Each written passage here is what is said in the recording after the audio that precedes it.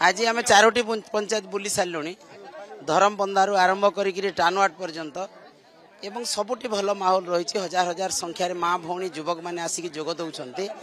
एवं वर्तमान ताक भर गोटे उत्साह जो नवीन पट्टनायक केतबेले आसबे आउ कौटी ओह्लैबे ये प्रकार गोटे उत्साह रही मत भी अनेक लोक प्रश्न पचारुंट एवं आज स्वतंत्र भाव जो केन्दुपत्र तोलाली को भारतीय जनता पार्टी डाकी मिछ कथा कही ए तुम रिन्यू हेब ये हेब से हेब बोली प्रश्न पचारुची भारतीय जनता पार्टी को जे आज्ञा नवीन पट्टनायक जो देते झील बाहागर 25,000 टंका लेखा दुईटा झील बाहा से कहीं बंद करदे जो छता कंबल जोता कथा जोटा मिलूला मार्च मास भितर सेटा कहीं मिलनी एपर्यंत